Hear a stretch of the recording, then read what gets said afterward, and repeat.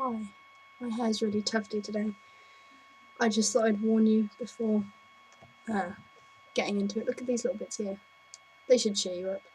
Okay, I've got a script for this video, and I'm just going to read it out because I really don't want to, mince my words. My laptop's really loud. But yeah, so this week's topic is suicide and, lack of family acceptance. So I'm just going to start with this. In any situation, there are a whole plethora of actions you could take.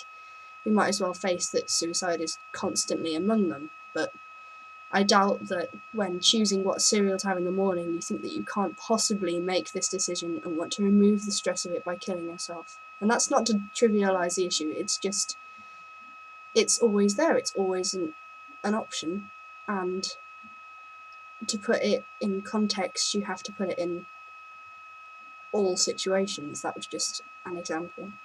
So, effectively, suicide is just that, an action taken to remove the possibility of all of other actions, negative or otherwise. So, I know when coming out of the closet to anyone, your parents, friends, or co-workers, it's stressful as fuck, man.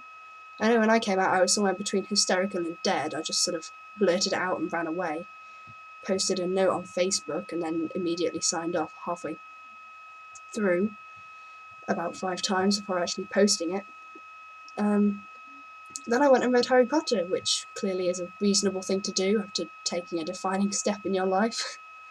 But thankfully for me, they all took it really well. My parents still not sure what's going down, but constantly assure me that whatever I do, they will always love me. And that's really comforting, you know? It's a constant. I'm really glad that my parents are so cool. But it's kind of distressing for me to know that not everyone's parents are as awesome as mine, so I'm not going to go into how much scorn I have for parents like that, but you should know that you can never allow yourself to be defined by another person, no matter how much of an influence that they have in your life.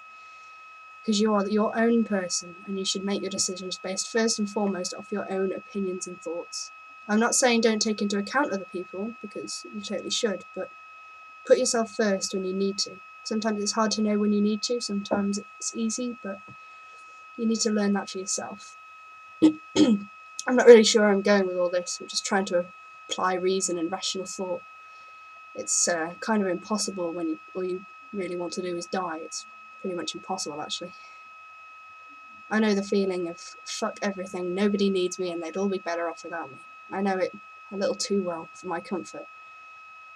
Although I should probably say that I knew it a little too well, because since I've come out, I've realised that yes, people are cruel and senseless and violent and generally just dickbags.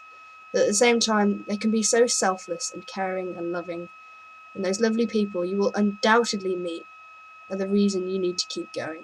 Those people who will pick you up and carry you through the bad times, will sit and listen to you and console you and continue to give you hope when you need it most. For me, those people are the reason I'm still here today. Those people have helped me come to terms with who and what I am. They have done their part beautifully, just perfectly. So thank you to all those people who are watching, who have listened to me whine and given me a few kind words in passing. It doesn't go unnoticed. To people who are watching who are struggling at the moment with self-harm or suicide, I only have to say that I would gladly be your lovely person to lean on, and so would the rest of us here at Transadventure.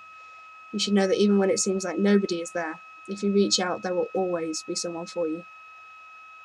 And that there is always hope, and that people will sometimes always be dickbags, but you need to take the bad with the good, and to completely disregard the good and focus only on the bad is not a way that's going to get you through life happily. So this was my video. It sounds a bit like some kind of big motivational speech, I know.